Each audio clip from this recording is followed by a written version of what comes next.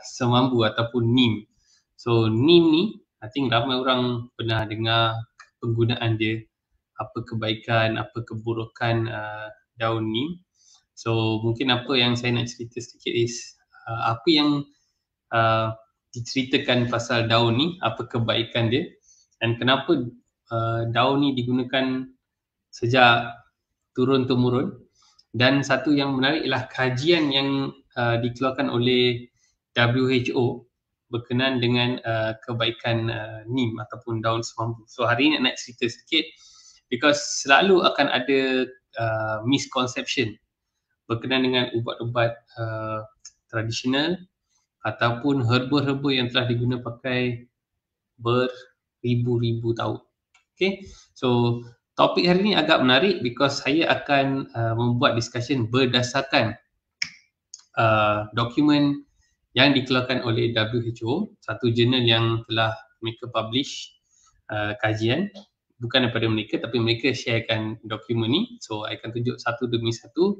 So kebanyakan dokumen dalam bahasa Inggeris, tapi I akan buat penterjemahan juga dan akan juga buat penterjemahan dengan apa komen berkenaan dengan NIM ni dari perspektif Malaysia sendiri.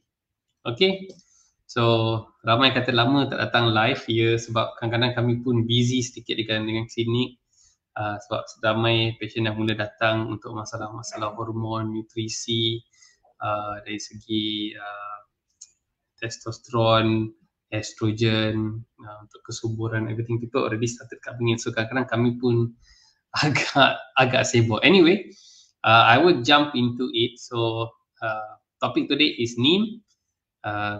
Berapa benda Dato' Shashi akan buat topik berkenaan dengan curcumin ataupun kunyit. So I can share with you first kajian yang dibuat oleh let me share the screen dulu. Kajian yang dibuat oleh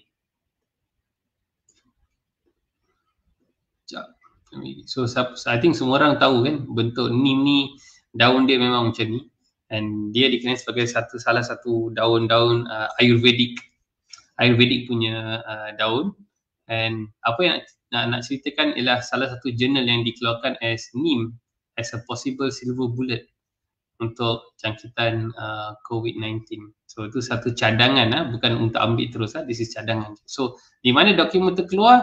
Dokumen itu keluar daripada WHO sendiri, COVID-19 Global Literature on Coronavirus Disease, and dikeluarkan I think baru minggu lepas yang saya bacakan. So dalam ekstrak ni, NIM ataupun nama dia Azadirachta indica ni as a possible silver bullet in COVID-19. So this article ni ekstrak dia. Dalam ekstrak dia nyatakan as NIM ni antara kebaikan dia is found to have following properties as per various study. Ada banyak kajian telah jalankan sebagai broad spectrum antiviral, antibacterial, antifungal, antiretroviral and also antiviral effect, and it has a prophylaxis pro-inflammation cytokine inhibitor. Maksudnya dia boleh menghalang kalau peningkatan cytokine yang terlampau banyak, dia boleh cuba menghalang, and ada immunomodulator effect. Okay, and dia ada juga nyatakan it also has a thrombolytic property, so untuk cairkan darah, and also dari segi ACE inhibitor action, and as per docking study, dia buat docking study, it has high inhibition against protease enzyme dalam virus SARS-CoV-2. So protease enzyme ni mungkin satu duplication enzyme, okay, dia tulis kat sini, hydrolysis that specifically cleavage the peptide bonds found in proteins and peptides. So this is salah satu dia punya function lah. Tapi this is just the synopsis atau extract je. Tapi saya akan pergi extract daripada the main document. Main document ni keluar daripada Journal, International Journal of Research and Pharmaceutical Science. So ni considered salah satu jurnal yang besar lah. So apa yang jurnal ni katakan, saya akan bacakan kepada you all and also buat translation, and akan cerita sikit pasal daun ni. So daun NIM ni, before we start, dia dah lebih digunakan selama lebih kurang 5,000 years lah. So dalam English dia sama guna daun nimba ataupun neem, itu daripada bahasa Sanskrit dia. So dalam segi perubatan Ayurvedik memang very popular known lah. Okay, tapi kita tak nak pergi kepada simply website, kita akan pergi kepada journal straight. So I akan terjemahkan sedikit extract journal ni. So mereka katakan dalam journal ni mereka pernah gunakan possible options macam SARS, MERS, Ebola dan sebagainya. Tapi saya nak pergi kepada lebih pada topik that apa benefit neem ni dari segi kajian saintifik dia. Okay, so first one kita nampak neem as a antiviral in animal dengan bird. So digunakan sebagai antivirus untuk haiwan dan juga burung-burung. So semua artikel yang saya tunjuk ni memang dia ada kajian dia untuk support. So yang ni digunakan untuk infectious for brucell disease, digunakan untuk macam burung-burung digunakan. Neem bark extract for cattle disease virus digunakan, dan sebagai antiviral in human being, dalam manusia. Apa yang mereka pernah buat kajian. So neem as a broad spectrum antiviral medicine, digunakan dalam bovine viruses. Neem bark digunakan the leaves, bark, tangkai dia, biji dia digunakan dalam seasonal virus fevers in Indian traditional medicine. Mereka dah guna dah. So mereka ada 1, 2 digunakan dalam kajian mereka tengah buat dalam HIV. Mereka tengah buat kajian dalam herpes simplex. Mereka tengah buat kajian dalam dengue. Mereka tengah buat kajian dalam Coxsackie B, hepatitis B and C, influenza virus. And research shows that even dia boleh stop the spread of herpes viruses in cells that are infected. So kebanyakannya kalau dalam manusia kita lihat, especially in countries like macam Malaysia dan sebagainya, selalu kita akan lihat digunakan masa time-time orang demam campak ni. I think mereka gunakan neem ni sama ada untuk sebagai satu penambahan lah, untuk digunakan when you to clean up your body ataupun bersihkan kalau ada gatal-gatal and I think for demam campak and everything. But if we go to the main story back again, extract data as an anti-inflammatory. So neem ni daun semabun ni digunakan sebagai anti-inflammatory and immunomodulator. So kajian ni ada dekat sini yang digunakan. Dia buat satu kajian juga comparative study neem dengan dexamethasone. Okay, and also has to do with anti-inflammatory properties which are comparable to dexamethasone but not equivalent to it. So tak boleh bandingkan secara direct, but dia ada keupayaan untuk buat immunomodulator. So secara natural immunomodulators which can also anti-diabetic properties pun mereka telah tunjuk ada keberkesannya untuk lowering down blood glucose level with a minimal or no side effect, as known as processes of hypolipidemic or hypoglycemic function. So this is ada kajian, tapi I nak just jump keluar juga. I nak tunjuk satu kajian yang statement yang dikeluarkan oleh KKM tahun lepas, April 2020. So statement ni agak kelakar. I pun rasa pelik. Topik dia berkenaan dengan neem dalam penggunaan COVID-19. So dalam ni dia tunjuk introduction, apa nama neem tu, dan sebenarnya nama daun semampu digunakan, ada claim for antimicrobial, anti-inflammatory, anti-ulcer, anti-cancer, anti-separating, anti-fungal and everything.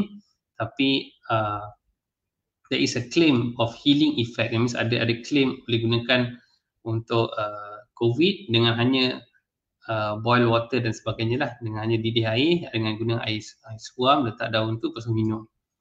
And evidence and safety ni kat sini, based on the systemic research conducted by scientific database, there was no published article relative to the benefit of neem products, oil extract or boiled water preparations, nor turmeric in treatment or COVID-19 or coronavirus. However, one case report was found the inoccurrence of adverse effects yang berlaku in Mexico. So they said satu kejadian telah berlaku kat Mexico, tapi kalau baca kejadian tu kat sini apa dia kata, orang Hispanic, orang Mexico ni ambil daun dia ada kencing manis and dia stop ambil metformin, lepas tu dia ambil tincture kencing manis tu sampai kencing manis jadi tak terkawal, and lepas tu dia ada investigation so hyperglycemia, gula dia naik.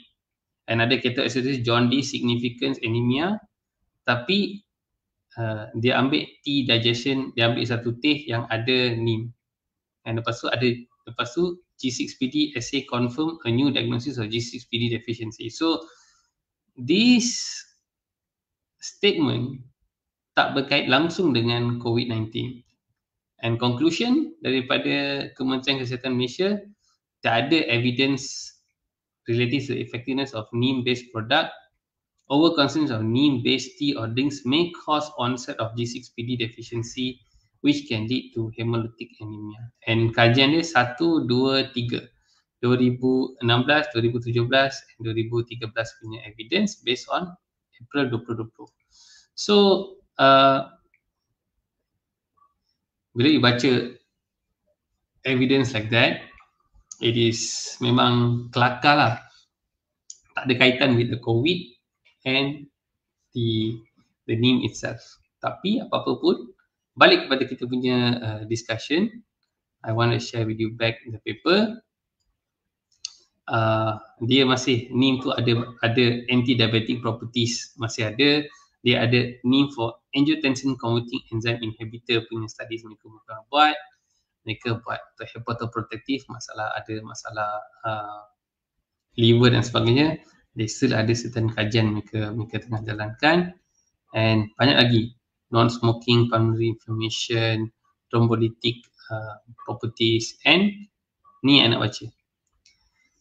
NIM against COVID-19 in docking studies. NIM are known to have 100 compounds. So ada lebih pada 100 compound khas dalam. It shows to have 20 compounds NIM that shows high inhibition against COVID-19 main protease. So protease ni dia satu enzyme, nama kod dia 6LU7 with values ranging from 14.3 kcal/mol to a minimum of 9.1 kcal/mol. In addition to the compounds, there are NIM which exhibits a minimum binding affinity towards COVID-19 protease. So this is satu study yang dibuat oleh Subramanian ni 2020 ni, that they show ada satu compound yang boleh bantu untuk kurangkan replication of the virus. Tapi tak bermakna that kurangkan tu virus tu tak boleh replicate. Masih dalam peringkat kajian, tapi memang ada keberkesanan dia lah.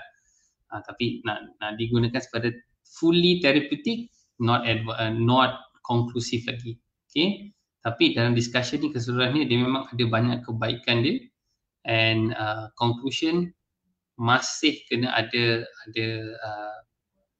lebih banyak study kena buat, as can be a single silver bullet in mild, moderate and severe cases. So but it needs further in vitro studies and clinical trials for COVID-19. So nak kata whether it's fully affected or not fully affected, we are not too sure on that. Okay, so the studies, main thing is studies tu yang paling penting kena. Okay, so I just want to share with you satu NIM yang I beli, because NIM ni memang kadang-kadang dia agak pahit. Ni boleh beli kat farmasi mana-mana pun. Yang ni ada 180 biji kat dalam. And I nak tunjuk the link. So because daun dia akan sangat-sangat pahit. So this is how the leaves would the capsule will look like. Okay, nampak capsule look like. Tapi apa yang nak buat is some people mungkin dia nak makan as one leaf, two leaf, I rasa tak jadi issue of the antiviral punya property. Tak ada jadi kesalahan pun, sebab benda-benda ni all approved from KKM. Dalam ni ada 100 mg. So always indication akan jadi very weak because it's traditional punya herb.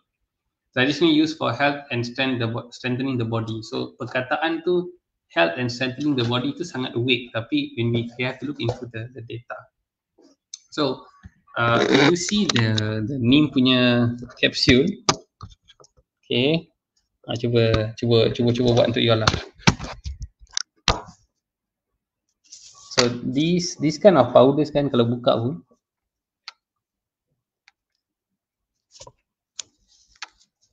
dia already jadi in powder form. So all of this is already in a powder form property. Tapi kalau you nak makan, it's always pahit. It's always sangat-sangat pahit because benda-benda ni sangat-sangat bitter. So that's why dari segi teknologi mereka gunakan benda-benda dalam bentuk, mereka buat benda-benda dalam bentuk kapsul. So senang you nak makan. But kalau you nak makan macam tu, certain leaves memang khasiat dia sangat-sangat power tapi sangat-sangat pahit. So sangat-sangat pahit tu, this is the one yang jadi susah orang nak telan. Saya cuba add in some water a bit.